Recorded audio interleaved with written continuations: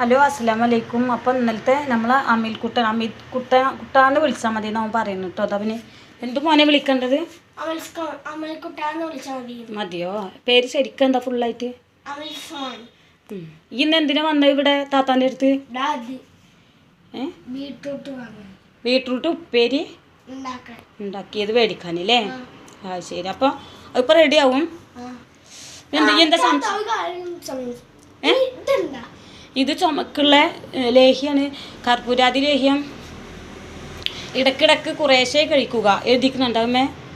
അത് ഇതിൽ എന്നെ താത്താൻ്റെ എൻ്റെ ഉപ്പ ചെറുപ്പത്തിലേ ഞങ്ങൾക്ക് ചുമ വരുമ്പോൾ എനിക്ക് പഠിപ്പിച്ചാണ്ടത്. അപ്പം ഞാനത് വലുതായപ്പോഴും സ്ഥിരമായി. അപ്പോൾ മോട്ടാ ഉള്ളി എടുത്താ എടുക്ക് കടുക് പൊട്ടി എന്നിട്ട് തെച്ചോ. അപ്പോൾ ഉപ്പേരിക്കുള്ള ഉള്ളി ഇട്ടിട്ടുണ്ട്. ഇത് റെഡി ആയിട്ട് എനിക്ക് കുറച്ചിട്ട് വേണം. എനിക്ക് കുറച്ച് കാര്യങ്ങളുണ്ട്. ഇന്ന് വെള്ളിയാഴ്ച കാര്യങ്ങളൊക്കെ തിരക്കുള്ള ദിവസമായിട്ടുണ്ട്. പക്ഷേ അതിൻ്റെ ഇടയിൽ കൂടെ വന്നു. പിന്നെ അപ്പോൾ ഈ ലേഹ്യം കഴിച്ചാൽ എങ്ങനെ അറിയാമോ? ശബ്ദം അടച്ചവരാണെങ്കിൽ പെട്ടെന്ന് തുറക്കും.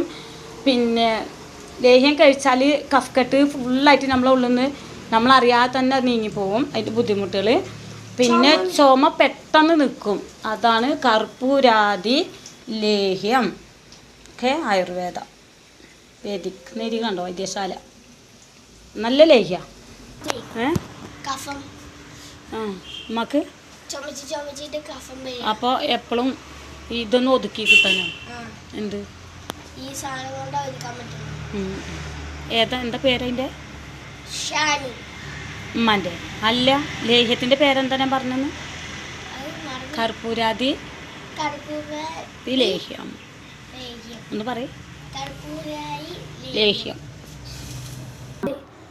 അപ്പോൾ ഉപ്പേരി റെഡിയായി. ഞാൻ അതൊക്കെ ഒന്ന് പിന്നെ പറഞ്ഞേക്കട്ടെ.